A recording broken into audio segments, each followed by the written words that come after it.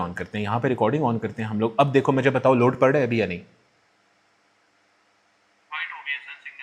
ओह white हो गए, मतलब ठीक चल रहा है। चलो इसी पे चलते हैं फिर अभी।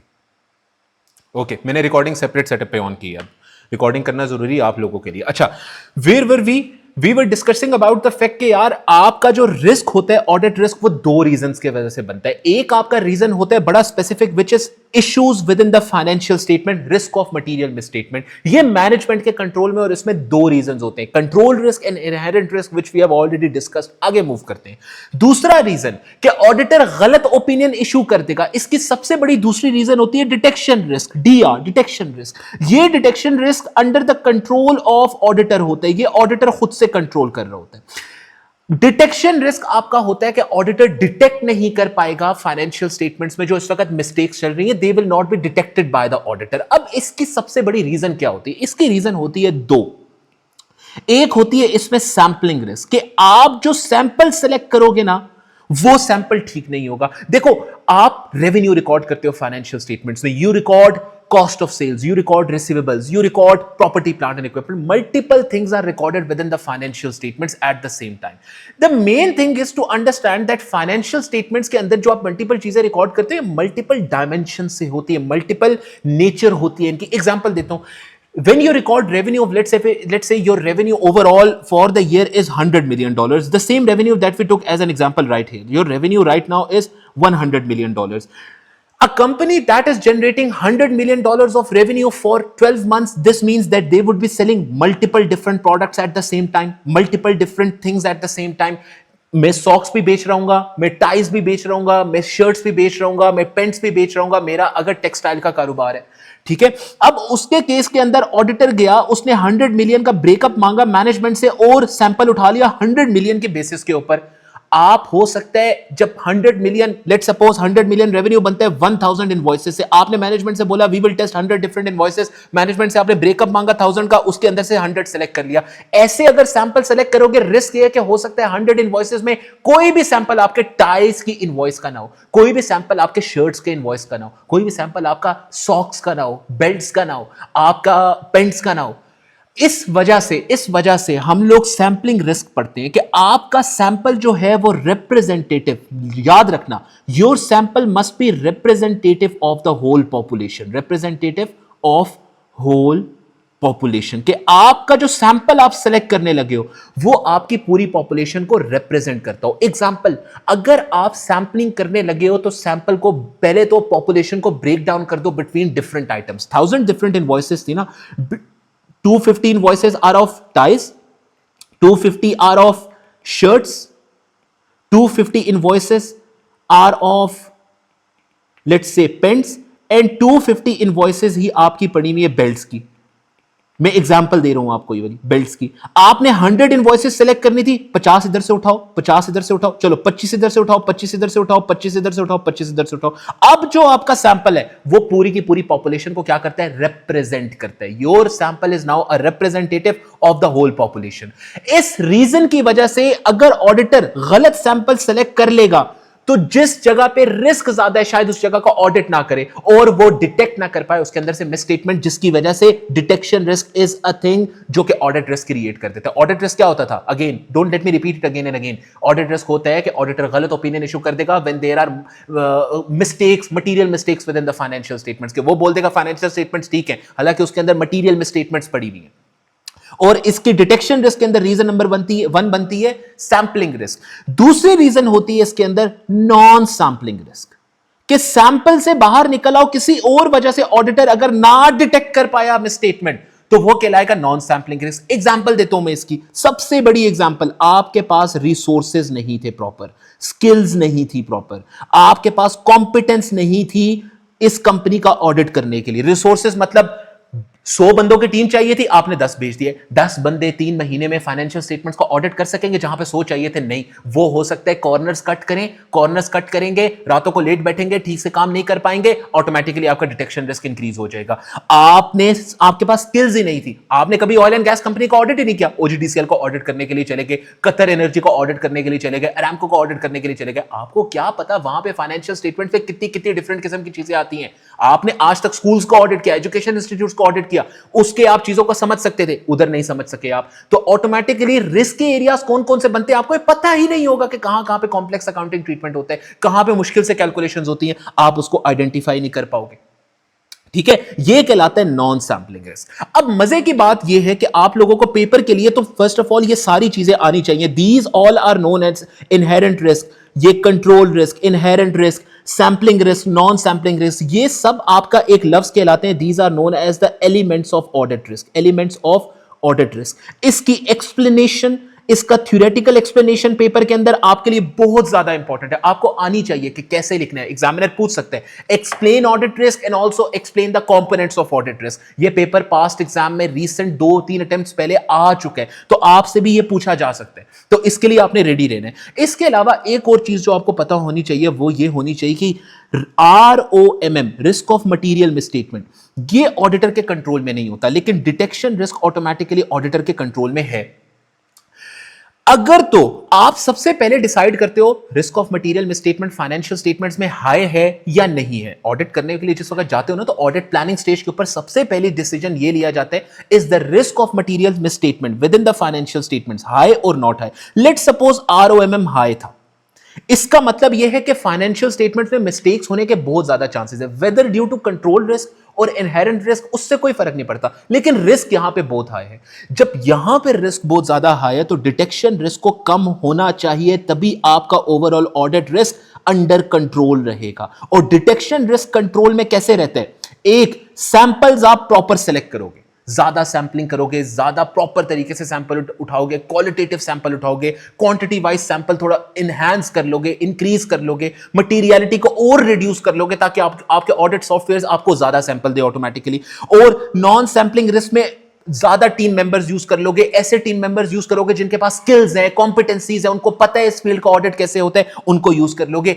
अगर तो आपका ROMM ऑटोमेटिकली लो है, इस कंपनी का ऑडिट आप पिछले 10 साल से करते आ रहे हो, आपको पता है कंपनी बहुत अच्छी है, रिस्क बहुत ज्यादा लो है, risk is low, detection risk उस सिचुएशन में आप थोड़ा सा हाई रख सकते हो कॉस्ट को रिड्यूस करने के लिए। रीजन, जब आप क्लाइंट का ऑडिट पिछले 10 साल से कर रहे होते हो या पिछले कुछ अरसे से कर रहे होते हो, तो आपको पता होता है रिस्क कितना हाई है, कितना नहीं है, कहां पे आपने फोकस करना है, कहां पे नहीं करना।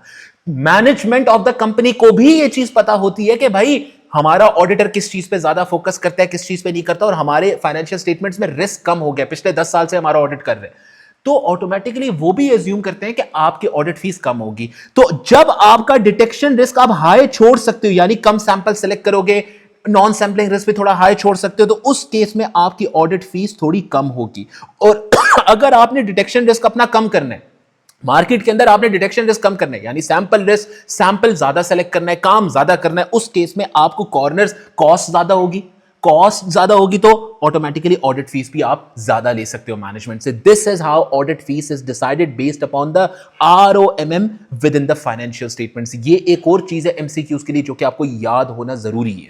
अब सर जरा आगे आ जाए और अपनी मेन चीजों के ऊपर आते हैं, जो कि अभी तक तो हम लोग गुल्ली डंडा खेल रहे थे, वो चीजें कर रहे थे जो कि आप करते आए हो, आपको पता है, ये रट चुके हो आप, इसमें इतना मसला नहीं है, ये सारी चीजें आप रट चुके हो। बात ये है कि एग्जाम के क्वेश्चंस ऑडिट रिस्क के, अब हम लोग उस पोर्शन पे आके खड़े हैं जहां पे आपने क्रिकेट खेलनी है, अब गुल्ली डंडा नहीं खेलना, अब आपने सीखना है कि किस तरीके से पेपर के अंदर रिस्क का क्वेश्चन आएगा और कैसे आइडेंटिफिकेशन होगी, कैसे आप उसका आंसर लिख कर आओगे।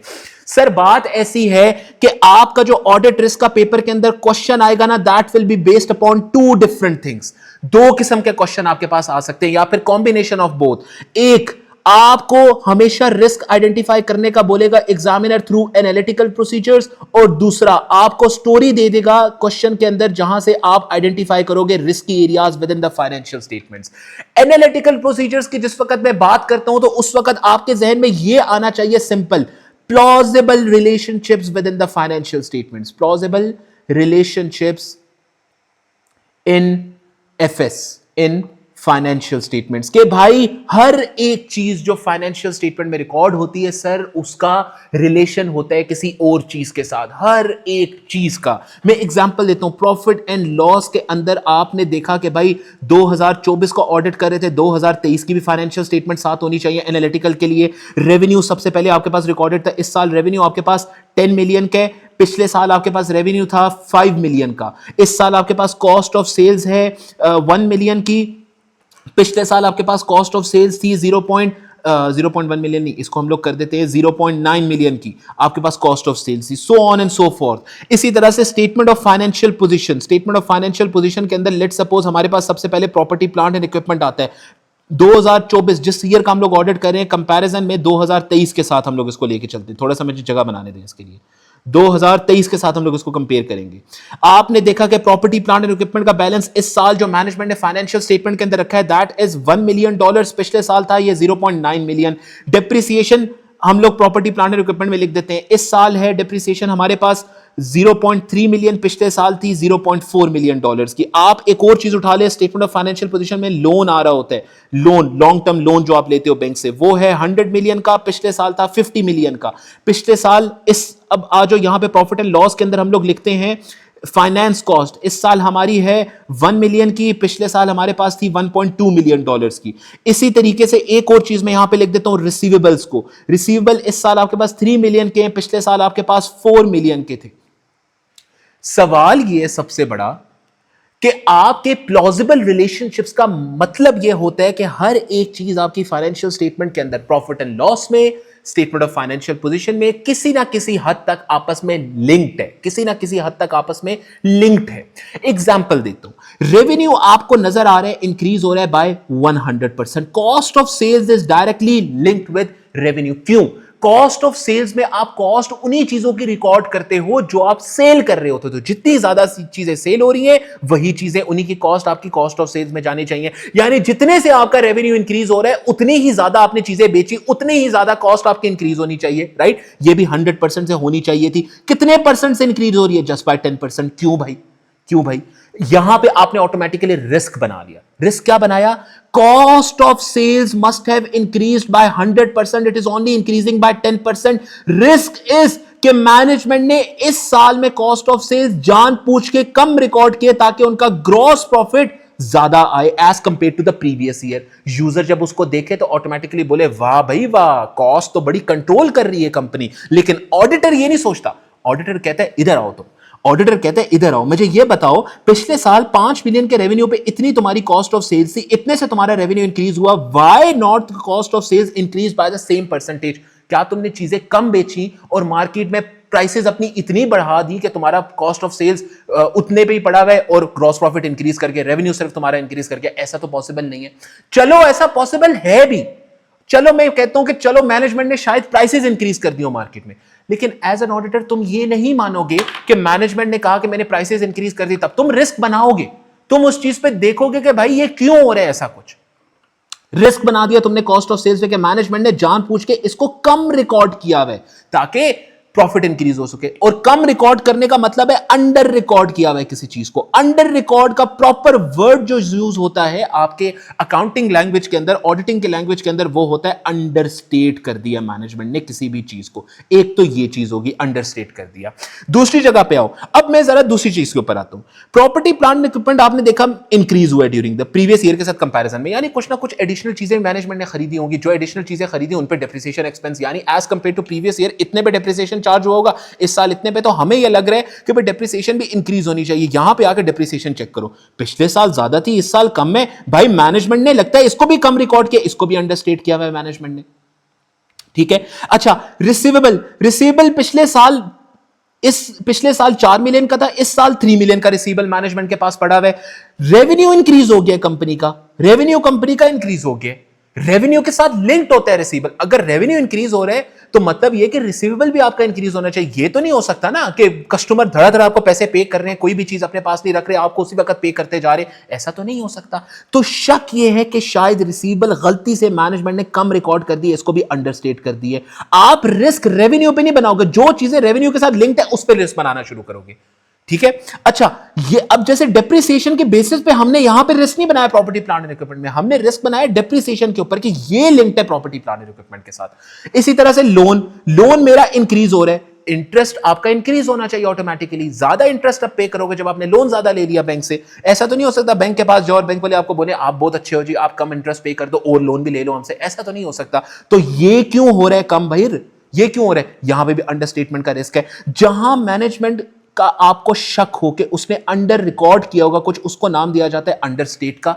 जहां पे आपको शक हो कि मैनेजमेंट ने शायद कुछ ज्यादा रिकॉर्ड कर दिया हो जानबूझ के, ओवर रिकॉर्ड कर दिया हो कुछ जानबूझ के, उसको नाम दिया जाता है प्रोफेशनल वर्डिंग के अंदर ओवरस्टेट का। ये वो चीज है जो कि आपने अब याद रखनी है अपनी पूरी जिंदगी। ठीक हो गया?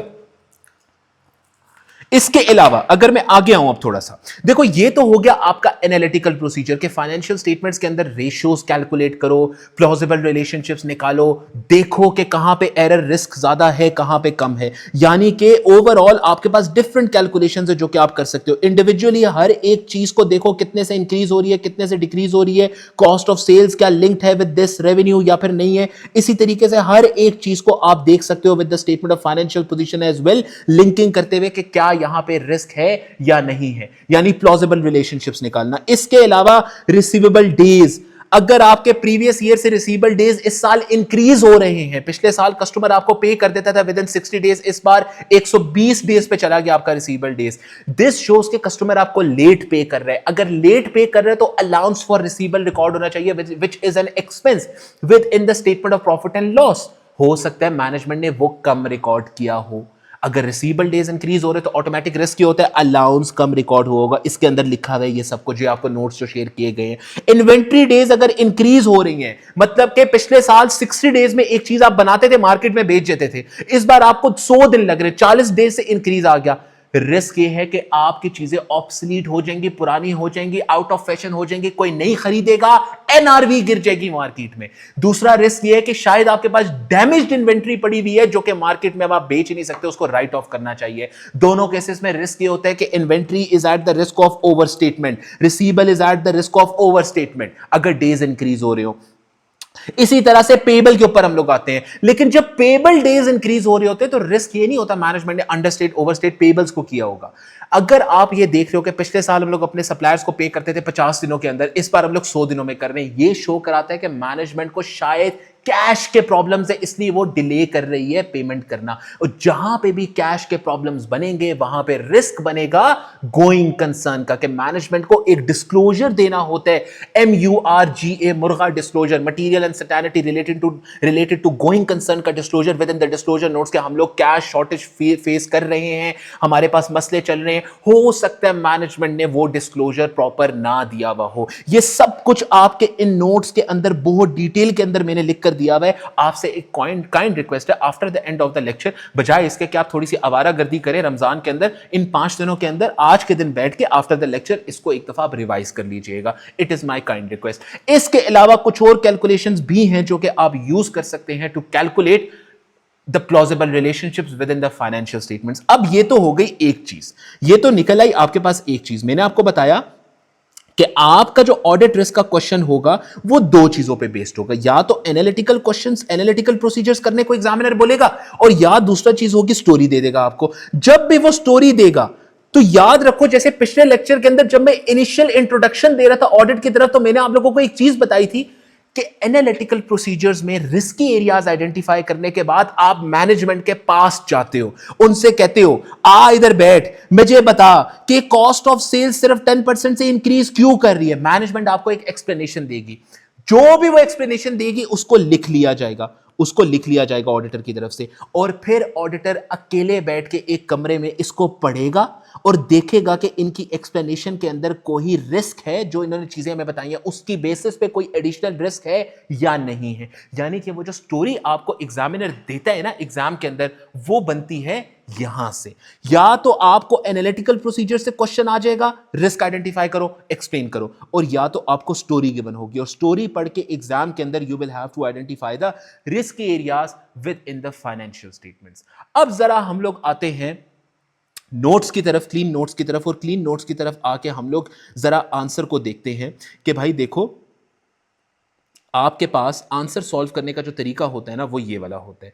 एक मिनट, ये तरीका होता है अपने आंसर सॉल्व करने का। 100% गारंटी है कि आपके पेपर के अंदर रिस्क का क्वेश्चन आएगा, so you have to be well prepared for it.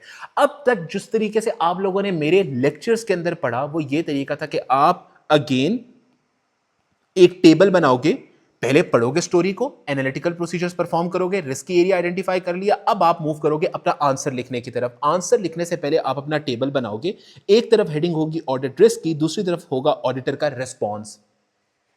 Audit risk में आप आइडेंटिफिकेशन एंड एक्सप्लेनेशन देते हो कि भाई क्या रिस्क है, क्यों है ये रिस्क, मुझे क्यों लगता है क्यों रिस्क है। रिस्पॉन्स के अंदर आप ये एज्यूम कर लो कि आप एक सीनियर मैनेजर हो, एक डायरेक्टर हो, जूनियर टीम ऑडिट करने के लिए जा रही हो और उसको आप बता रही हो कि कैसे तुम आइडेंटिफाई करोगे जो मैं सोच रहा हूं कि रेवेन्यू ओवरस्टेटेड है, कैसे तुम पता लगाओगे कि यहां पे ओवरस्टेटमेंट है भी या नहीं है। ये रिस्पॉन्स आप प्रोवाइड करते हो। रिस्पॉन्स कैसे दिया जाता है उसकी तरफ आएंगे, पहले आते हैं ऑडिट रिस्क की तरफ से। ऑडिट रिस्क में हमेशा होंगे आपके सर 4 पैराग्राफ, 4 से कम नहीं लिखने, 4 से ज्यादा नहीं लिखने। 3 पहले मैं आप लोगों को बताया करता था, भूल जाओ उसको। उस 3 के अंदर मसला सबसे बड़ा यह बनता है कि आप में से 99% बच्चे ये गलती करते हैं कि हेडिंग नहीं देते। जब भी रिस्क आइडेंटिफाई कर रहे होते हैं, एक रिस्क आइडेंटिफाई किया, लिखना शुरू कर दिया, this is the risk of overstatement, this is the risk of understatement.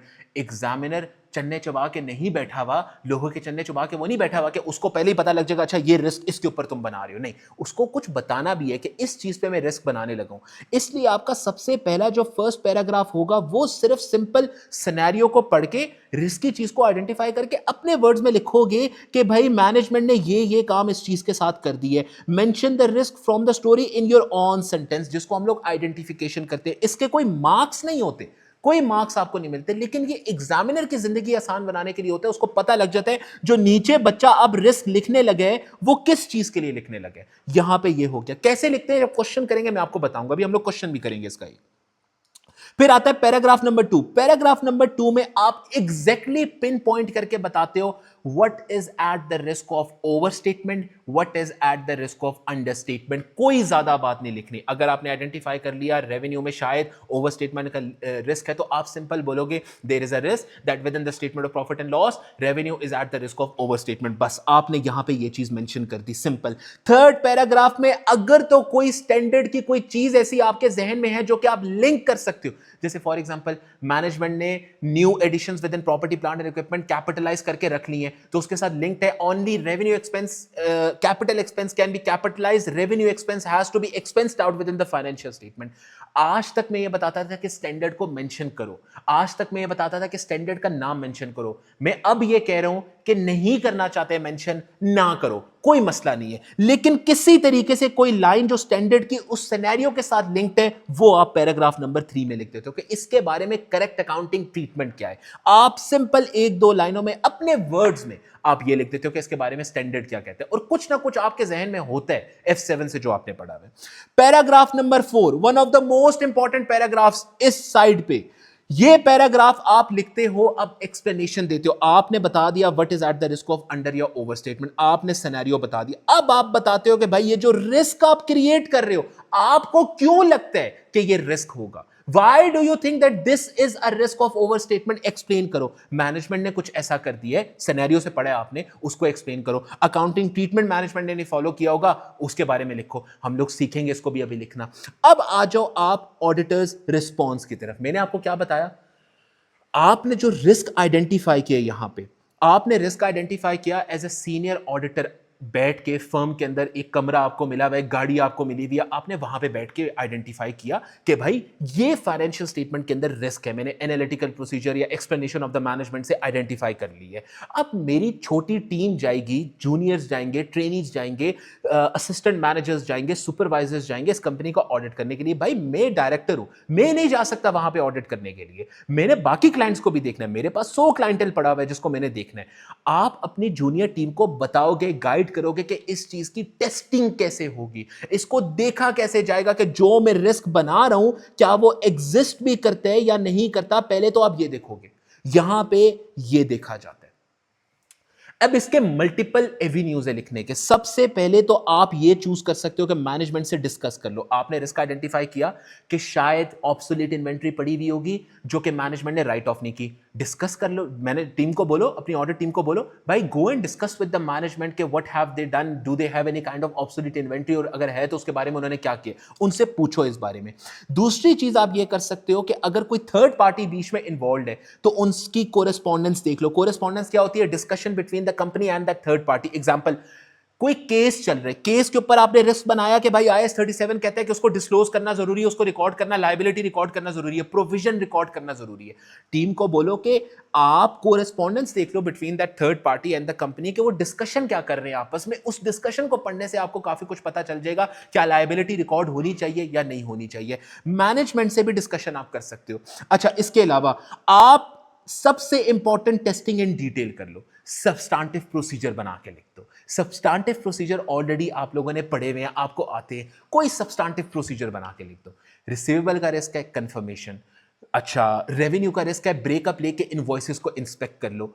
अच्छा, कोई आपके पास फॉर एग्जांपल थर्ड पार्टी का रिस्क है कि भाई उन्होंने हमारे पे केस किया हुआ है, we will have to pay them, और लायबिलिटी रिकॉर्ड नहीं की होगी मैनेजमेंट ने, थर्ड पार्टी की कोरेस्पॉन्डेंस देख लेना इटसेल्फ एक ऑडिट रिस्क है, एक सब्सटेंटिव प्रोसीजर होता था। इसी तरीके से आप एट द सेम टाइम ये भी कह सकते हो लॉयर से कंफर्मेशन ले लो। Different type of testing in detail है, ब्रेकअप ले लो, चेक कर लो एविडेंस को, कैलकुलेट और कंपैरिजन करना, फिजिकली किसी चीज को चेक करना, वेरीफाई फ्रॉम बैंक स्टेटमेंट, कोई पेमेंट हुई है, आपने कहा हो सकता है मैनेजमेंट ने रिसीवेबल्स ज्यादा रिकॉर्ड किए हैं, subsequent to the year end के बाद की बैंक स्टेटमेंट्स देख लो कि जो रिसीवेबल रिकॉर्डेड थे क्या उनके अगेंस्ट पेमेंट आई है या नहीं आई। अगर आई है तो मतलब रिसीवेबल ठीक रिकॉर्डेड था, अगर नहीं आई तो मतलब ओवरस्टेटेड है आपका रिसीवेबल। ठीक है, comparison with the previous year, ये आप टेस्टिंग इन डिटेल कर सकते हो to identify, to let your audit team know कि भाई तुम ये काम करके आइडेंटिफाई करोगे कि क्या जो मैंने रिस्क बनाया है वो एग्जिस्ट भी करता है या नहीं करता। वलीद साहब दूसरी दफा इंटर हो रहे हैं टीम के अंदर। अच्छा खैर, अब हम लोग जरा मूव करते हैं इस क्वेश्चन, इसकी बेसिस के ऊपर, इस सॉल्यूशन के गाइडेंस की बेसिस के ऊपर now we will move towards exam kit, और हम लोग एक क्वेश्चन के एक स्पेसिफिक रिस्क को सॉल्व करेंगे इस लाइव सेशन के अंदर। मैं आपको बताऊंगा कि कैसे इसको यूज किया जाता है। Before moving towards that, do you guys have any questions from audit risk, anything that we have covered up till now, please ask मी।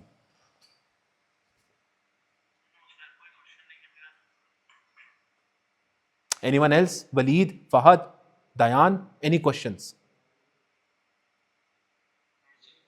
चलो गुड हो गया, फहद भाई सो गए इसलिए क्वेश्चन नहीं पूछ रहे हमसे।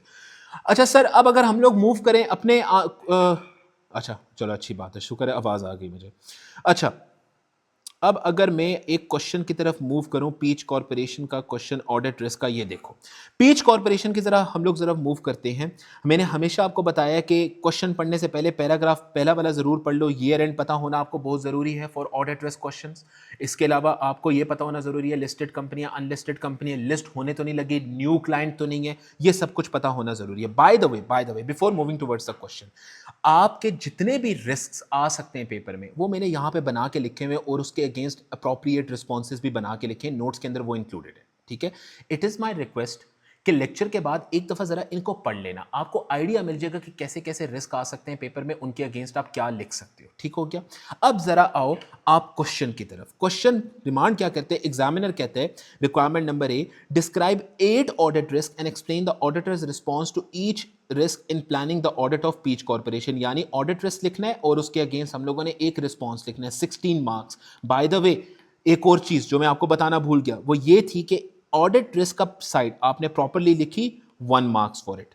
ऑडिटर्स रिस्पॉन्स आपने प्रॉपरली लिखा, 1 marks for it. This means हर एक रिस्क और उसके अगेंस्ट प्रॉपर रिस्पॉन्स लिखने के आपको मिलते हैं 2 marks. Now let's come two words the requirement, और उसको हम लोग क्वेश्चन और उसको हम लोग पढ़ते हैं। सबसे पहले पहला paragraph, it is 1st of July 2015, you are an audit supervisor with this firm and have been assigned to the audit of Peach Corporation, a soft drinks manufacturer। इस कंपनी का बिजनेस है, पेप्सी है, Coca Cola है, soft drinks बनाती है, विच cell to wholesale customers. अच्छा, इनका individual कोई कस्टमर नहीं है, आप और मेरे जैसा, ये बेचते हैं अपनी सॉफ्ट ड्रिंक्स। भाई admit again, admit again, admit again. अच्छा, ये सॉफ्ट ड्रिंक्स बना के भेजते हैं और इनका होलसेल कस्टमर्स हैं, यानी सप्लायर्स फर्दर होलसेल वाले जो होते हैं वो इनसे परचेज करते हैं। You are currently planning the audit for the year ending this is the year end date and have received the following notes from the audit engagement partner. Materiality for the draft financial statements has been calculated at this amount. Materiality उसने आपको दे दिया खुद से ही, वैसे जरूरत नहीं होती हम लोगों को materiality की ऑडिट रिस्क के क्वेश्चंस के अंदर. अब आते हैं हम लोग कोई एक पैराग्राफ उठाते हैं, न्यू क्लाइंट भी नहीं है ये, न्यू क्लाइंट का रिस्क नहीं बन सकता. हम लोग आते हैं कोई, हम लोग अब एक पैराग्राफ उठाते हैं, let's try to make a risk. ये वाला पैराग्राफ उठाते हैं सर हम लोग. इस पैराग्राफ को अगर हम लोग पढ़ना शुरू करें तो यहां पे क्या लिखा हुआ है, let's see. Peach Corporation entered, सारे बच्चे आ गए, यस.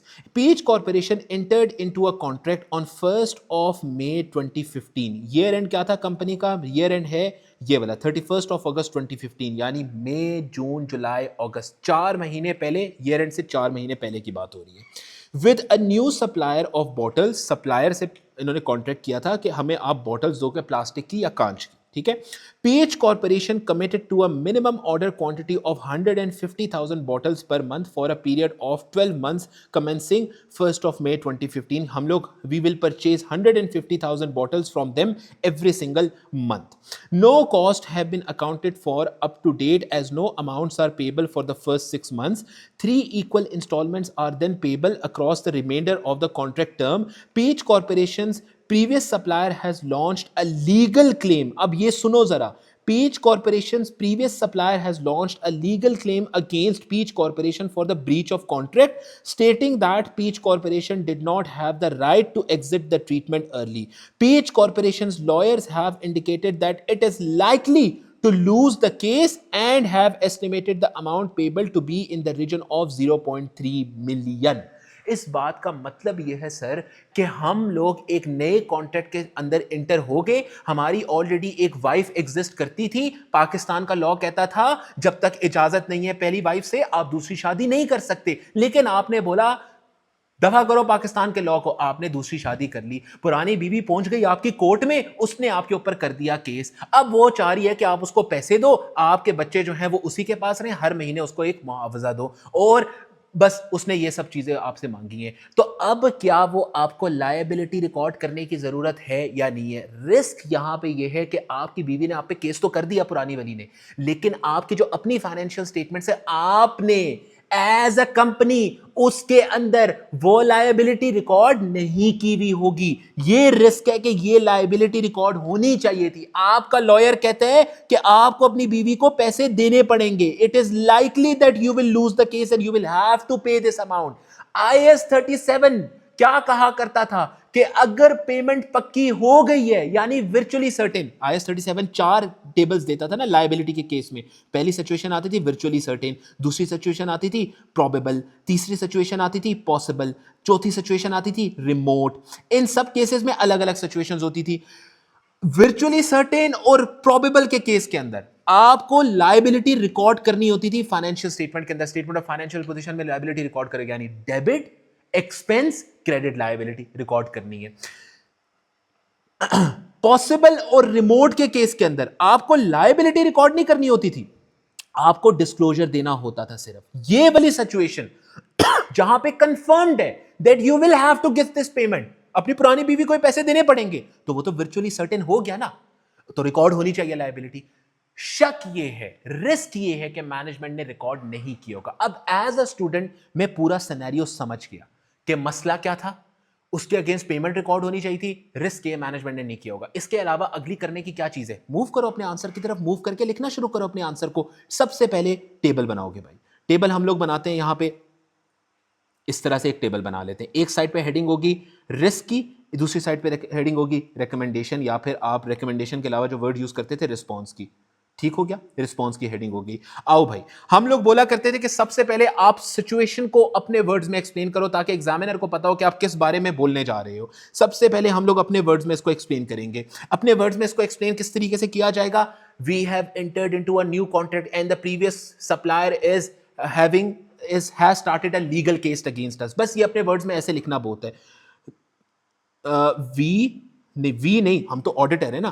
पीच कॉर्पोरेशन, ये पैराग्राफ के नंबरिंग नहीं देने. Peach Corporation has entered into a new contract with supplier whereas the previous supplier supplier has launched a case against Peach Corporation. ये एक स्पेसिफिक आइडेंटिफिकेशन होगी शॉर्ट वर्ड्स के अंदर, जल्दी जल्दी मैंने लिख ली, अंडरस्टैंड करके अपने वर्ड्स में। क्यों जल्दी में क्यों लिखी? डिटेल में एक्सप्लेन कर सकता था, डिटेल में एक्सप्लेन नहीं करना, इसके मार्क्स नहीं है, जितना लिखोगे टाइम वेस्ट होगा। मार्क्स अब आगे से शुरू होते हैं। रिस्क क्या है? सेकंड पैराग्राफ में हम लोग मेंशन किया करते थे what is the risk of under या ओवर स्टेटमेंट। रिस्क ये मैनेजमेंट ने रिकॉर्ड नहीं की होगी लायबिलिटी, यानी लायबिलिटी अंडर रिकॉर्डेड पड़ी हुई है और जो वो एक्सपेंस लायबिलिटी के अगेंस्ट रिकॉर्ड होना चाहिए था वो भी नहीं रिकॉर्डेड पड़ा होगा। तो रिस्क है liabilities understated within statement of financial position and the relevant expense within statement of profit and loss is understated as well. वो भी नहीं रिकॉर्ड, ये भी नहीं रिकॉर्ड, दोनों का अंडरस्टेटमेंट का रिस्क बन गया। अब इसको अपने वर्ड्स में एक्सप्लेन करते हैं। यहां पे कैसे लिखेंगे? Second paragraph, there is a risk that liability in statement of financial position is understated and the relevant expense, relevant, जब मुझे ये नहीं पता होता ना स्पेसिफिक कौन सा एक्सपेंस है, तो मैं हमेशा वर्ड यूज करता हूं रेलेवेंट एक्सपेंस। आप भी यही यूज कर सकते हो। जब आपको पता है डेप्रिसिएशन एक्सपेंस है तो फिर डेप्रिसिएशन बोलो, इंटरेस्ट एक्सपेंस है तो इंटरेस्ट बोलो। जब आपको नहीं पता कौन सा एक्सपेंस होगा प्रॉफिट एंड लॉस में, तो आप रेलेवेंट एक्सपेंस का नाम लो। Relevant, VANT, relevant expense in statement of profit and loss is understated. अब थर्ड पैराग्राफ किस चीज का आया करता था सर? थर्ड पैराग्राफ के अंदर आप अपने वर्ड्स में स्टैंडर्ड की कुछ बातें एक्सप्लेन करते थे कि इस सिचुएशन से रेलेवेंट स्टैंडर्ड क्या कहता है, इस सिचुएशन से रेलेवेंट सिचुएशन क्या है। लॉयर्स ने कह दिया है पेमेंट मोस्ट लाइकली होगी, यानी वर्चुअली सर्टेन नहीं भी तो प्रोबेबल तो है। तो IAS 37 कहता था कि प्रोबेबल सिचुएशन के अंदर आपको लायबिलिटी रिकॉर्ड करनी होती। अब IAS 37 भूल जाओ, सिर्फ ये बात एक्सप्लेन करो स्टैंडर्ड क्या कहता था। स्टैंडर्ड कहता है कि in accordance with the standards, a liability has to be recorded. ये क्या हुआ?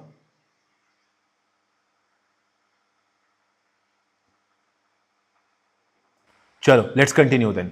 अच्छा, where was I was on the third paragraph where I was explaining कि you have to explain in your own words what does the standard specifically say about this situation. Standard इस situation से कहते हैं, इस situation से pertain करते हुए कहते हैं लायबिलिटी रिकॉर्ड होती है जब प्रोबेबल या वर्चुअल चांसेस होते हैं। बस वही बात आपको कहनी। In accordance with the standard a liability has to be recorded if it is virtually certain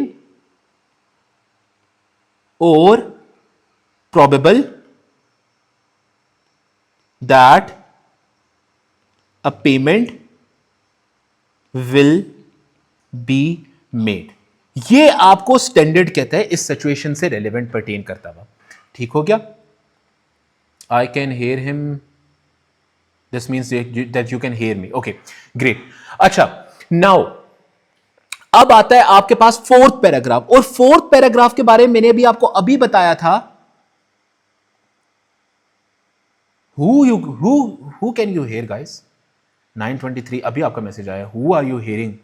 दो बंदे कह रहे हैं I can hear him, I can hear him. Who are you hearing? मेरे पीछे कोई और बोल रहा है? अच्छा मैं यही कह रहे हो, ठीक हो गया। अच्छा अब सुनो, फोर्थ पैराग्राफ के अंदर मैंने आप लोगों को स्पेसिफिकली बताया है कि आप अपने वर्ड्स में अब एक्सप्लेन करके बताओगे कि क्यों आपको लगता है ये रिस्क है। हमें क्यों लगता था ये रिस्क है, हमें किस वजह से लगता था। सिचुएशन ये कहती थी कि हमारे जो लॉयर साहब है दे हैव सेड कि पेमेंट होगी, मोस्ट चांसेस है पेमेंट होगी, that you will lose the case. और रिस्क ये था मैनेजमेंट ने रिकॉर्ड ही नहीं किया। यही हमें लगता है कि वर्चुअली सर्टेन था, प्रोबेबल था, पेमेंट होनी है, and management has not recorded this with in the financial statement. इस वजह से I am creating the above mentioned risk. यही बात मैंने अपने आंसर में लिखनी है। The above stated risk exists because as per the directors, the lawyers, as per the lawyers, it is likely that a payment will be made whereas नहीं, payment will be made and should be recorded as a liability, should be recorded as a liability, but management has not recorded it as a liability, hence जो हमने ऊपर risk explain किए वो exist करते हैं। ये हो गए मेरे 1 मार्क्स मेरी 4 पैराग्राफ्स के अंदर लिखी गई identification of the risk with explanation with the standard, पूरी की पूरी explanation properly done. Now I have to move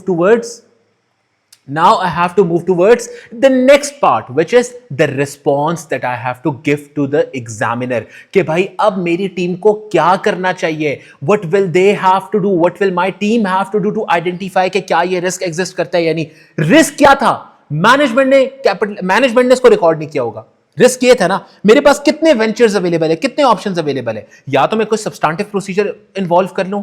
substantive procedure क्या होगा, यहां पे सबसे आसान, उस पार्टी के दरमियान में, सप्लायर के दरमियान में, मैनेजमेंट के दरमियान में क्या कन्वर्सेशंस हो रही हैं, उसको पढ़ते हुए मुझे पता लग जाएगा कितने चांसेस हैं पेमेंट के। लेकिन कितने चांसेस हैं पेमेंट के ये तो ऑलरेडी लॉयर बता चुके हैं। तो अब अगर आप ये वाला रिस्पॉन्स बना के लिखोगे ना कि भाई कितने चांसेस है पेमेंट के, ऑडिटर इस चीज को चेक कर ले कोरेस्पॉन्डेंस देख के या थर्ड पार्टी कंफर्मेशन लेके, कोई फायदा नहीं उसका। जब तुम्हारा लॉयर कह रहा है कि it is most likely you will lose the case, तो कंफर्म तो हो चुका है कि तुम लूज करोगे, पेमेंट होनी है। रिस्क क्या है, मैनेजमेंट ने रिकॉर्ड नहीं किया हुआ। भाई मैनेजमेंट से ही पूछ लो ना कि if your lawyers are saying कि that there is a risk, that there is the chance that you will have to pay, have you recorded as a liability. यानी हम तो एज एन ऑडिटर ये रिस्क बना रहे हैं कि शायद तुमने नहीं रिकॉर्ड किया होगा। तो मैं अपनी टीम को कहता हूं तुम मैनेजमेंट से ही पहले जाके पूछ लेना ना कि उन्होंने रिकॉर्ड किया होगा। यानी कोई दूसरा तीसरा प्रोसीजर करने की जरूरत नहीं है। कंपनी का अपना लॉयर कह रहे पेमेंट होनी है, कहीं से हमें ये कंफर्म कराने की जरूरत नहीं है कि पेमेंट होनी भी है, यानी ऑलरेडी कंफर्म्ड है पेमेंट होनी है। तुम में से जिसने ये रिस्पॉन्स बना दिया कि कोई कोरेस्पॉन्डेंस देख लो, उसके कोई मार्क्स नहीं मिलेंगे। भाई ऑलरेडी लिखा हुआ है सिनेरियो के अंदर, my presentation is frozen, how the hell is it frozen. कितने अरसे में फ्रोज हुई है ये मुझे बता दो जरा।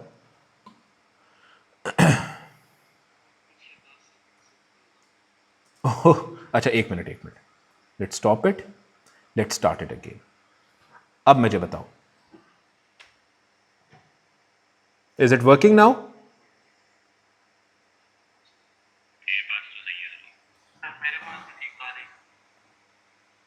नहीं आ रही। फहद आपके पास बिल्कुल ठीक आ रही है, आप कह रहे हो। Dayan can you confirm, can someone else confirm कि उनके पास अभी चल रही है प्रेजेंटेशन, यानी मैं जूम आउट कर रहा हूँ। ठीक आ रही है, बस ठीक है, चलो आगे मूव करते हैं। ठीक है, आगे मूव करते हैं। अब मैं कह रहा था कि आप में से जिन लोगों ने ये बोल दिया ना गलती से कि भाई कोरेस्पॉन्डेंस देख लो, ये देख लो, वो देख लो, कंफर्म कर लो कि पेमेंट होनी है या नहीं, 0 मार्क्स। वाई? सिनेरियो के अंदर स्पेसिफिकली यहां पे लिख दिया गया है कि हमारे लॉयर साहब ने हमें कह दिया कि हम लोगों को अपनी पहली बीवी को पैसे देने पड़ेंगे, तो देने तो पड़ेंगे। ये तो कंफर्म करने की जरूरत ही नहीं है ना, पहली बीवी से जाके तो नहीं पूछने की जरूरत पैसे लोगे कि नहीं। नहीं भाई, उसके लॉयर ने कंफर्म कर दिया पैसे देने पड़ेंगे, तो अब मुझे ये नहीं करने की जरूरत।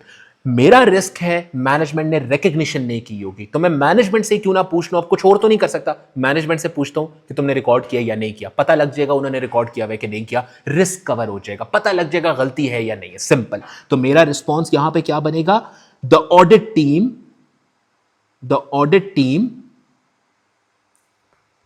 should discuss with the management whether the audit team should discuss with the management whether they have recorded the amount as per lawyers as a liability or not, and if not, then the audit team should let the management know that it is to be recorded as per the standards. ये भाई आपकी हो गई sir, ये आपकी हो गई एक proper detailed recommendation which the examiner also aspects from you कि एज एन ऑडिट स्टूडेंट आप ये नहीं सोचोगे कि मैं सिर्फ एक छोटा सा काका हूं, मैं सिर्फ छोटा सा एक बच्चा हूं जिसको एक प्रॉपर रिकमेंडेशन नहीं लिखना आती। एग्जामिनर रिपोर्ट खोल के देखो पीच कॉर्पोरेशन की, उसके अंदर उसने स्पेसिफिकली ये बात मेंशन किया कि जिन बच्चों ने ये कहा था कि भाई कोरेस्पॉन्डेंस देख लो, उसको मैंने 0 मार्क्स दिए। जिन बच्चों ने ये प्रोसीजर या ये रिस्पॉन्स देने की कोशिश की कि भाई हम लोग कंफर्म करेंगे पेमेंट होनी है या नहीं, उनको 0 मार्क्स मिले। जिन्होंने ये लिखा कि मैनेजमेंट ने किया या नहीं किया, उनको मैंने मार्क्स दिए 1। हर एक रिस्पॉन्स जब भी आप पेपर में लिंक कर रहे होते हो, लिख रहे होते हो, तो याद रखो वो रिस्पॉन्स सिर्फ हवाई रिस्पॉन्स नहीं होना चाहिए। Link it with the scenario, and bye linking it means के सिनेरियो को पढ़ के देखो सिचुएशन क्या चल रही है, जो आप रिस्पॉन्स लिख रहे हो वो ठीक भी होगा, कोई एडिशनल चीज उससे पता भी लगेगी या नहीं। Alright, that is it from my side for risk. इसके बाद हम लोग जरा आगे मूव करेंगे। इसी ऑडिट की दुनिया के अंदर एक नई चीज है जो कि आप लोग अभी देखने लगे हो, जिसको बोला जाता है क्वालिटी मैनेजमेंट, जिसको नाम दिया जाता है क्वालिटी मैनेजमेंट का। और ये मैं नोट्स आपके साथ ये वाले भी शेयर कर दूंगा जो मैंने बना रहा हूं, और वैसे भी ये नोट्स आपको ओरिजिनल वाले शेयर हुए हैं, वहां पे ये है ऑलरेडी इंक्लूडेड है। और ये जो पुराने नोट्स हैं तो वो हैं जो कि चैप्टर 6 प्लानिंग स्टेज के अंदर आप वैसे ही पढ़ रहे होते हो, तो ये हम लोग इसकी तरफ मूव नहीं करेंगे। This is completely theoretical. हम लोग मेन जो आपका technical area of the syllabus है we will move towards that. Sir बात कुछ ऐसी है कि आपकी ऑडिट की दुनिया में एक लफ्ज है जिसको बोला जाता है क्वालिटी मैनेजमेंट का, जो ऑडिट फर्म के लिए जरूरी होता है। दिस इज जरूरी, this is applicable upon the firm. ये एक एडिशनल वक्त है जो कि हमारे ऊपर डाली गई है बाय द स्टैंडर्ड्स। और स्टैंडर्ड्स कहते हैं कि यार तुम एक ऑडिट फर्म हो, तुम ऑडिट तो करते हो, लेकिन तुम अपने आप को भी तो देखो ना कि तुम ऑडिट ठीक तरीके से कर रहे हो या नहीं कर रहे। सर अगर आज मैं आप में से किसी को कहता हूं कि एक Yes, ask the question.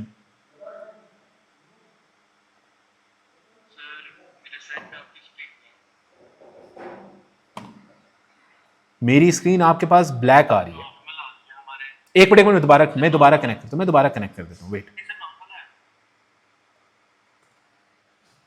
अब मुझे बताएं सर कैसी है स्क्रीन? ब्लैक आ रही है आपके पास? सर अच्छा एक मिनट, आपके पास मसला पता है क्या है? आपके पास पता है मसला क्या है? आपने मेरी वाली स्क्रीन को अपने पास पहले पिन करना है, तब आपके पास आएगी। हम लोग मूव करेंगे। सर स्क्रीन मेरी आ रही है, everything is perfect, now let's move forward. देखो भाई, आपकी फर्म्स के अंदर आजकल एक चीज है जिसको बोला जाता है क्वालिटी मैनेजमेंट, कि आप अपनी क्वालिटी को मैनेज करो, इंश्योर करो कि ड्यूरिंग द ऑडिट आपके ऑडिट की क्वालिटी गिरे नहीं।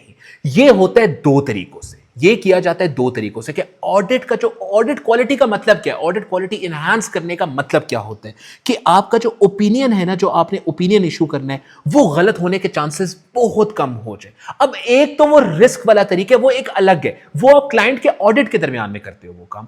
फर्म के अंदर पॉलिसीज और प्रोसीजर्स होना जिससे आपके ओपिनियन गलत होने के चांसेस कम से कम तर हो जाए, उसको बोला जाता है quality management. Sir quality audit, firm की ऑडिट्स की क्वालिटी इनहांस 2 तरीकों से होती है। एक तरीका होता है प्री इशुएंस रिव्यू, और दूसरा तरीका होता है पोस्ट इशुएंस रिव्यू। सर ये वो 2 तरीके हैं जो कि आप अपनी प्रैक्टिकल लाइफ में भी यूज करेंगे, और यही वो तरीके हैं जो कि आपके एग्जाम में भी पूछे जाएंगे। सर अब बात कुछ ऐसी है कि pre issuance review and post issuance review में फर्क क्या है, मेन डिफरेंस क्या है? सर ये जो प्री इशुएंस रिव्यू होता है, ऑडिट ओपिनियन देने से पहले आप फर्म के अंदर से किसी सीनियर बंदे को बोलते हो कि यार ऑडिट बड़ा मुश्किल था, रिस्क बहुत ज्यादा था, क्लाइंट में बहुत ज्यादा गलतियां की थी फाइनेंशियल स्टेटमेंट्स में, हमें डर है कि हम लोग कहीं गलत ओपिनियन ना इशू कर दें। प्लीज आप डायरेक्टर लेवल पे हैं, आप आके हमारे इस ऑडिट का रिव्यू कर दें। ओपिनियन इशू होने से पहले एक दफा ऑडिट को अपने नजरों से गुजार लें कि हमने कोई चीज गलत तो नहीं की, कोई गलत हुआ काम तो ओपिनियन देने से पहले आइडेंटिफाई हो जाएगा, उस पर एडिशनल काम कर लिया जाएगा। ठीक है, अगर सब्सटेंटिव टेस्टिंग कहीं पे ठीक नहीं हुई भी तो मैं आइडेंटिफाई करके अपनी जूनियर टीम को बता दूंगा, यहां पे तुमने काम कम किया है, तुम इसको दोबारा से कर लो, ज्यादा टेस्टिंग करो, सैंपल ज्यादा सेलेक्ट कर लो, रिस्क तुमने गलत आइडेंटिफाई किया था, सब कुछ ठीक हो जाएगा, which is pre issuance review. लेकिन सर आपके AA के सिलेबस के टेक्निकल एग्जाम क्वेश्चन के लिए जो सबसे इंपॉर्टेंट एरिया है that is post issuance review. Audit हो चुके, ओपिनियन गिव दिया जा चुके, क्लोज हो चुकी है file, everything is done. Firm के अंदर पॉलिसीज एंड प्रोसीजर्स होते हैं कि पुराने पास्ट ऑडिट्स को देखा जाता है, आइडेंटिफाई किया जाता है कि कहां कहां पे गलती है, और उसके ऊपर एक पूरी रिकमेंडेशंस बनाई जाती हैं कि ये गलती हुई थी, ये रिकमेंडेशन है। वो रिकमेंडेशन फ्यूचर ऑडिट्स में यूज की जाती है कि कल को आने वाले ऑडिट्स में हम लोग सेम गलतियां ना दोहराएं। यानी कि opinions are issued, then reviews are done, reviews are performed, mistakes are identified to ensure that same mistakes are not performed in future audits. Post issuance review का मकसद सिर्फ और सिर्फ यह है कि पुरानी की गई मिस्टेक्स को हम लोग कहीं दोबारा से ना दोहराना शुरू कर दें आने वाले दौर के ऑडिट के अंदर, आने वाले वक्त के ऑडिट के अंदर। ठीक हो गया। अब आपके पेपर के लिए जो चीज इंपॉर्टेंट है, सर आपके पेपर में 6 से 8 मार्क का क्वेश्चन आएगा टेक्निकल, स्टोरी गिवन होगी आपके पास एग्जाम के अंदर, उस स्टोरी में से आपने आइडेंटिफाई करना होगा कहां कहां पे हमने ऑडिट में गलतियां की थी, और उसके अगेंस्ट आप रिकमेंडेशंस दोगे कि क्या चीज होनी चाहिए थी और फ्यूचर में किस चीज का हम लोगों को ख्याल रखना है। सर मुश्किल नहीं है, बहुत आसान है, इस चीज को जरा सुनिएगा। पेपर के अंदर इंपॉर्टेंट चीजें जो आपको याद रखने की जरूरत है कि आपके पेपर के अंदर, आपके सिनेरियो के अंदर ये मोस्ट इंपॉर्टेंट एरियाज है जो कि टेस्ट हो सकते हैं सिनेरियो के अंदर कि ये गलतियां हुई भी होंगी। गलतियां कौन कौन सी हैं? Team members right people select नहीं हुए थे, जूनियर को मुश्किल काम एलोकेट कर दिया गया, जहां पे रिस्क बहुत ज्यादा था वो काम उसको दे दिया गया। आप बोलोगे हमेशा से कि भाई ये गलत हो रहा है, ठीक है, वो गलत हो रही है चीज। अच्छा, सीनियर बंदे को बहुत छोटा सा काम एलोकेट कर दिया गया, टाइम उसका ठीक से यूटिलाइज नहीं किया गया, गलत टीम मेंबर्स एलोकेट हुए हैं गलत काम के लिहाज से। एक आप ये चीज बड़ी कॉमन होते देखोगे अपने सिनेरियोज में। दूसरी चीज common, communication between the team members. हमें आईएसएस एक चीज समझाते हैं, और जैसे अभी हम लोगों ने पढ़ा भी, जैसे परफॉर्मेंस मटीरियलिटी मैंने अभी आप लोगों को समझाया भी, कि हर एक टीम ऑडिट, रेवेन्यू का ऑडिट, रिसीवेबल का ऑडिट, इसका ऑडिट, सेपरेट टीम्स जारी होती हैं। होती एक टीम है लेकिन उसमें फर्दर ग्रुपिंग होती है टीम्स के अंदर कि ये तुम लोग इसका ऑडिट करोगे, तुम लोग इसका करोगे। सर मुझे एक बात बताएं, revenue and receivable are 100% linked with each other. अगर रेवेन्यू में एक रिस्क आइडेंटिफाई हो गया तो क्या वो रिसीवेबल में नहीं हो सकता? हो सकता है ना। तो अगर दोनों टीम्स आपस में कम्युनिकेट नहीं कर रही, टाइम बाय टाइम एक दूसरे से डिस्कशंस नहीं कर रही, सिर्फ at the end of the audit कर रही है डिस्कशंस, या फिर हुई नहीं किसी किस्म की डिस्कशंस, तो इसका मतलब ये अगर कोई रिस्क यहां आइडेंटिफाई हुआ होगा या फिर यहां नीचे रिसीवेबल में आइडेंटिफाई होगा, वो दूसरी टीम को कम्युनिकेट नहीं किया गया होगा, गलती है, वहां पे ऑडिट क्वालिटी गिर गई होगी। इसके अलावा अगली चीज जो आप अपने सिनेरियोज में होते देखेंगे, proper supervision and reviews bye senior. मैं हमेशा एक बात समझाता हूं कि आपके ऑडिट फर्म जो होती है उसका स्ट्रक्चर कुछ इस तरीके से होता है। एक जब ऑडिट टीम बनती है ना तो उसका स्ट्रक्चर ऐसे होता है, सबसे ऊपर होता है पार्टनर, उसके नीचे होता है डायरेक्टर, उसके नीचे होता है सीनियर मैनेजर, उसके नीचे होता है मैनेजर, उसके नीचे होता है असिस्टेंट मैनेजर, उसके नीचे होता है सुपरवाइजर, और सुपरवाइजर साहब के नीचे होती है पूरी के पूरी ट्रेनीज की फौज। 10 से 20 बंदे ट्रेनीज के जाते हैं एक क्लाइंट के ऊपर, और ये सब अपना अपना काम करते हैं। फिर इनका काम रिव्यू करता है, ये इसका काम रिव्यू करता है, ये इसका काम रिव्यू करता है, ये इसका काम रिव्यू करता है, ये इसी तरह से ऊपर ऊपर जाते जाते सबका काम रिव्यू होता जाता है। और ये रिव्यूज होना बहुत जरूरी है। ऑडिट की फील्ड मुश्किल इतनी है कि अगर उसमें एक गलती आपने कर दी तो यूजर का डिसीजन तो आपके उस गलती पे भी लिया जाएगा ना। वो तो आपने बोला फाइनेंशियल स्टेटमेंट्स ठीक है, रेवेन्यू गलत रिकॉर्डेड था, इन्वेस्टर ने इन्वेस्ट कर दिया, तो इस चीज से बचने के लिए ये सारा काम पहले ये रिव्यू करेगा, फिर यही काम ये, फिर यही काम ये, इसी तरीके से चलता जाता है, रिव्यूज पे रिव्यूज होते रहते हैं। आपने ये बड़ा गौर से देखना है कि सिनेरियो के अंदर प्रॉपर सुपरविजन का मतलब ये, जब काम हो रहा था तो ऊपर एक सीनियर बंदा बैठ के देख रहा था कि काम ठीक हो रहा है या नहीं ड्यूरिंग द ऑडिट, सिर्फ at the end of the audit reviews के लिए नहीं, ड्यूरिंग द ऑडिट भी काम ठीक हो रहा था या नहीं हो रहा था, सुपरविजन ठीक थी कि नहीं थी। दूसरा, रिव्यूज हो रहे हैं सीनियर्स के, ऐसा तो नहीं कि कहीं पे कोई चीज रिव्यू ही नहीं की जा रही। ये कॉमन सिनेरियो आपको देखने को मिलेगा हमेशा अपने सिनेरियोज में, आंसर्स में, क्वेश्चंस के अंदर। Sorry, EQCR is required. याद रखो लिस्टेड कंपनीज के लिए EQCR का होना जरूरी है। अब EQCR क्या बला थी? EQCR किधर से आया? Engagement quality control reviewer. एक होता है एंगेजमेंट का पार्टनर, ये वाला, एक एडिशनल पार्टनर। लेट्स सपोज एक ऑफिस में 6 पार्टनर है, इन 6 में से एक पार्टनर इस एंगेजमेंट पे बन गया, एक और पार्टनर लगाया जाएगा जो कि वैसे ही इस सारे काम को रिव्यू कर रहा होगा। इन सारी चीजों को रिव्यू कर रहा होगा, उसको नाम दिया जाता है एंगेजमेंट क्वालिटी कंट्रोल रिव्यूअर, कि वो देख रहा होता है कि सारी की सारी ऑडिट ठीक तरीके से किया जा रहा है या फिर नहीं किया जा रहा, ये इसका काम होता है। लिस्टेड कंपनीज के लिए EQCR का होना जरूरी है, नॉन लिस्टेड के लिए जरूरी नहीं है। आप अपने सिनेरियोज में अक्सर औकात ये भी देख सकते हो कि EQCR इन्वॉल्व नहीं था, हालांकि ये लिस्टेड कंपनी थी, ठीक है, तो वहां पे क्वालिटी गिर गई ऑडिट की। इसके अलावा एक्सपीरियंस इन सच इंडस्ट्री, आपने OGDCL का ऑडिट उठा लिया या फिर अरामको का ऑडिट उठा लिया, ऑयल एंड गैस की बहुत बड़ी कंपनीज है, आपने आज तक ऑयल एंड गैस कंपनीज का ऑडिट नहीं किया, या फिर किया भी तो आपने वो टीम भेजी जिसने कभी ऑयल एंड गैस कंपनी का ऑडिट नहीं किया, बाकी टीम को कहीं और एलोकेट कर दिया। बाकी लोग थे आपके पास जिनको ऑयल एंड गैस के ऑडिट का एक्सपीरियंस था, आपने उनको कहीं और भेज दिया। यहां पे जो टीम भेजी उन्होंने कभी ऑयल एंड गैस का ऑडिट किया ही नहीं था, क्वालिटी गिर गई, क्वालिटी रही नहीं, पीछे क्वालिटी का नाम और निशान ही नहीं रहा। ये आपको कॉमन 5 सिनेरियोज हैं जो कि आपको अपने आंसर्स के अंदर, क्वेश्चंस के अंदर मिलेंगे, जिससे आप आइडेंटिफाई करेंगे कि ये चीज गलत हो रही है। सर एज्यूम कर लें कि आपको समझ आ गया आइडेंटिफिकेशन कैसे करनी है, हो गई आइडेंटिफिकेशन। अब मूव करते हैं हम लोग अपने आंसर के तौर तरीके की तरफ। How do you solve the answer with in the exam for quality management. याद रखना, पोस्ट इशुएंस रिव्यू हो रहा है, पोस्ट इशुएंस रिव्यू, ऑडिट खत्म हो चुके हैं, हम लोग नेक्स्ट ऑडिट्स के लिए देख रहे हैं कि हमने ये गलतियां रिपीट नहीं करनी। सर आपका आंसर हमेशा इस तरीके से लिखा जाएगा, अगेन हमेशा टेबल बनेगा, टेबल के एक साइड पर डेफिशिएंसी की हेडिंग, दूसरे साइड पर रिकमेंडेशन की हेडिंग। डेफिशिएंसी में सबसे पहला पैराग्राफ आप लिखोगे आइडेंटिफिकेशन का, वही जिस तरह हमने CCJ में करना सीखा, एथिक्स में करना सीखा, ऑडिट रिस्क में।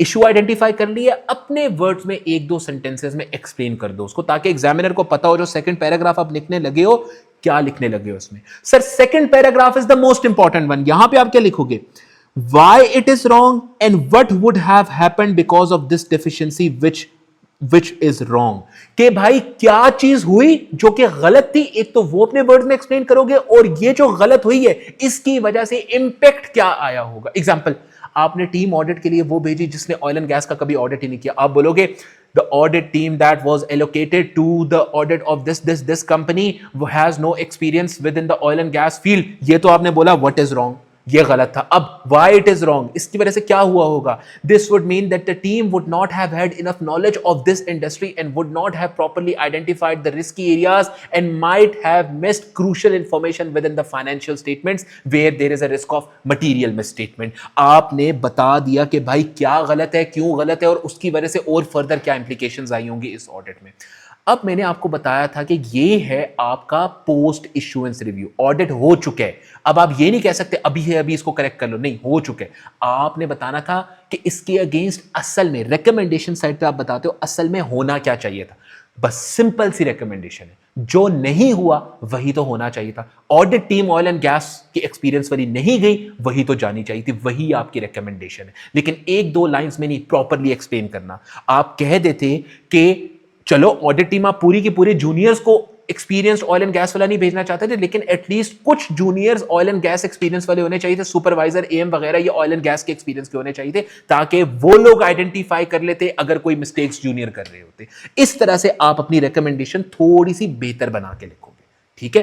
This is the quality management question that will come within your exams for the March 2026 attempt, ठीक है। इससे आगे ये पूछा जाएगा। अब मैं जरा आता हूं क्वेश्चंस की तरफ, और यहां पे हम लोग आइडेंटिफाई करते हैं कोई ऐसा क्वेश्चन जिसमें क्वालिटी मैनेजमेंट वाला क्वेश्चन हो और हम लोग उसको सॉल्व करते हैं। आपके क्वेश्चंस के अंदर जो शुरू के क्वेश्चंस है वहां पे आपके क्वालिटी मैनेजमेंट वाले क्वेश्चंस है। ये देखो, फिरेसिया ग्रीन कॉर्पोरेशन के अंदर आई थिंक सो, ये देखो। अब ये देखो यहां पे 6 मार्क्स के लिए, अच्छा बाय द वे डेफिशिएंसी लिखने के एक्सप्लेनेशन के इन 2 पैराग्राफ्स के 1 मार्क्स, इसी तरीके से रिकमेंडेशन लिखने के प्रॉपर रिकमेंडेशन के 1 मार्क्स। तो every single deficiency that you identify from the question and give a recommendation against it 2 marks, ठीक हो गया। अब आओ जरा किट की तरफ। क्वेश्चन कहता है, सर आपके क्वेश्चन का नाम है ग्रीन कॉर्पोरेशन। क्वेश्चन आपको कहता है, इसको जरा मुझे साफ सफाफ करने दें ताकि आप लोग रट ना सकें, हम लोग खुद से आइडेंटिफाई करेंगे इसको। ये क्वेश्चन मैंने अपने अपडेटेड लेक्चर्स में अभी रिकॉर्ड कर लिया है, जो अपडेटेड लेक्चर्स नेक्स्ट अटेम्प्ट से अवेलेबल होंगे। अच्छा खैर, let's come to words. This question कहता है identify and explain 3 quality management deficiencies in the approach adopted by Teelan corporation, ये हमारी फर्म का नाम है, एंड प्रोवाइड अ रिकमेंडेशन दो अगेंस्ट द डिफिशिएंसीज जो हुई, यानी वही टेबल हम लोगों ने बनाना है। अपने आंसर शीट की तरफ आएंगे, मैं यहां पे हेडिंग दे देता हूं, क्वेश्चन का नाम है ग्रीन कॉर्पोरेशन, क्वेश्चन का नाम है ग्रीन कॉर्पोरेशन, और हम लोग यहां पे इसकी हेडिंग दे देंगे this is part, which part, part D, quality management का है, और हम लोग यहां पे एक टेबल भी बना लेंगे। ठीक हो गया, यहां पे हम लोगों ने एक टेबल भी बना लिया। टेबल के एक साइड पे हेडिंग होगी डेफिशिएंसी की, और दूसरी साइड पे हेडिंग होगी रिकमेंडेशन की, कि होना क्या चाहिए था, रिकमेंडेशन। ठीक हो गया सर। अब आए किट की तरफ। वो कहते हैं कि इस सिनेरियो के अंदर से आइडेंटिफाई करो 3 क्वालिटी मैनेजमेंट डेफिशिएंसीज और उसके अगेंस्ट आप रिकमेंडेशंस भी प्रोवाइड करो। चलो भाई क्वेश्चन को रीड करते हैं, देखते हैं कि क्वेश्चन क्या कहता है। सबसे पहले एक बात याद रखो, लिस्टेड कंपनी है या नहीं है, यह पता होना बहुत जरूरी होता है, क्योंकि EQCR वाला केस क्वालिटी मैनेजमेंट के अंदर लिस्टेड कंपनी के साथ लिंक्ड है। अब क्वेश्चन का सबसे पहला जो पैराग्राफ होता है वहां पे हमें पता लगता है कि क्या यह लिस्टेड कंपनी है भी कि नहीं है। Let's read it. It is 1st of July 2015, you are an audit supervisor in this firm which has recently been appointed as the auditor of Green Corporation, यानी एक न्यू क्लाइंट है। अगर मैं ऑडिट रिस्क का question कर रहा होता तो यहां पे न्यू क्लाइंट का रिस्क में बना देता। And you are planning the first audit which will be for the year ending this Green Corporation ये चीजें सेल करता है। ठीक हो गया, सोर्स ये है, the company was form 13 years ago, ये बंदा था जिसने बनाई, जो अभी CEO है। Company is only share holder, ये कंपनी का एक ही शेयर होल्डर है, मतलब एक शेयर होल्डर मतलब यही हो गया ना, वो लिस्टेड कंपनी नहीं है। अब आगे आ जाओ, ये लिस्टेड कंपनी नहीं है, न्यू क्लाइंट है, ग्रेट, हमें सब कुछ पता चल गया। Let's read the scenario now, let's try to identify कहां कहां पे क्वालिटी मैनेजमेंट की डेफिशिएंसीज हम लोगों को नजर आ रही हैं। It is now 2nd of November, यानी ऑडिट हो चुका है, खत्म हो चुका है, उसके बाद की डेट है। And the audit of Green Corporation has been completed. The auditor's report was signed in October, and in line with TLN Corporation's quality management procedures for new clients, a post-issuance review has been carried out. During the review of Green Corporation's audit files, the engagement quality control reviewer noted the following. पहला paragraph एक बेट था, उसमें कुछ भी नहीं था, थोड़ी सी information given थी। यहां पे असली मामला शुरू होंगे सर। पहला पैराग्राफ यहां पे पढ़ते हैं। The manager of the audit engagement team who carried out the audit of Green Corporation had previously audited educational organizations, not retail or manufacturing companies. ये जो ग्रीन कॉर्पोरेशन थी ये क्या बेचती थी, अभी हम लोगों ने ऊपर पढ़ा, गार्डनिंग इक्विपमेंट, प्लांट्स, ये सब कुछ बेचती थी, गार्डन्स की चीजें बेचती थी। और आपका जो ऑडिट मैनेजर, एक बड़ी अच्छी पोजीशन, बड़ी पोजीशन होती है, ये बैठे हुए हैं सर, इन्होंने इन सबको लीड करना है। ये बंदा वो है जिसको एक्सपीरियंस ही नहीं है इस चीज के अंदर। तो आपकी टीम वाला इशू यहां पे बन गया ना, कि आपने इतनी सीनियर पोजीशन पे एक ऐसे बंदे को बैठा दिया जिसको पास्ट एक्सपीरियंस भी इसका नहीं है, तो वो इन सबका क्या रिव्यू करेगा बताओ। अच्छा, इसी बंदे की हो सकता है जिम्मेदारी और रिस्क एंड रिस्पॉन्सेस बनाने की, रिस्क आइडेंटिफाई करने की, सब्सटेंटिव प्रोसीजर की गाइडेंस देने की, मटेरियल में स्टेटमेंट्स की, इस बंदे की रिस्पॉन्सिबिलिटी तो होती, ये कर सकेगा? इसको तो गार्डनिंग के बारे में कुछ पता ही नहीं है। सबसे पहला इशू हम लोगों ने यहां पे ये आइडेंटिफाई कर लिया कि हमारे ऑडिट मैनेजर साहब किसी काम के नहीं थे ऑडिट में। क्वालिटी मैनेजमेंट का इशू यहां पे हम लोगों ने इसको बना दिया। आओ सर इसके बारे में लिखते हैं सबसे पहले अपने आंसर के अंदर। हमारा आंसर क्या होगा? पहले पैराग्राफ में we will just do a simple identification. The audit manager involved has no experience of auditing similar clients as of Green Corporation. यानी सिंपल मैंने अपने वर्ड्स में बता दी। सेकंड पैराग्राफ, क्या गलत हुआ, क्यों गलत हुआ और उसकी वजह से मसले क्या बने होंगे, ये बताना था। As he has no experience of auditing manufacturing companies, hence he at a senior position would not have properly identified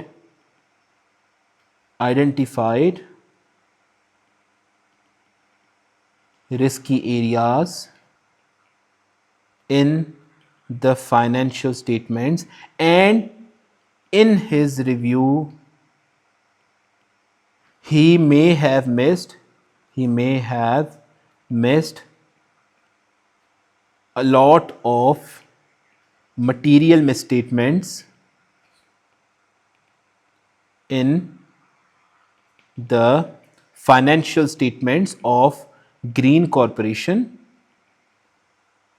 because he had no experience in auditing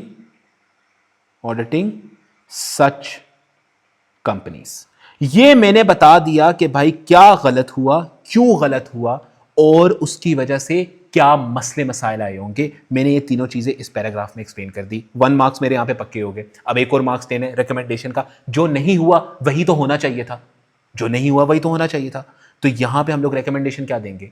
The senior people of the audit team should have allocated a manager for the audit for Green Corporation who has some experience in auditing manufacturing and retail companies। यहां पे लिखा था ना इसका experience नहीं था manufacturing और retail का, बस यही करना चाहिए था। यही मेरी रिकमेंडेशन है। जो नहीं हुआ वही तो होना चाहिए था। तो जब मैं कहता हूं सीनियर पीपल यानी डायरेक्टर, पार्टनर, इन्हीं लोगों ने तो एलोकेट किया होगा इस मैनेजर को। The senior people of the audit team should have allocated a manager for audit who would have had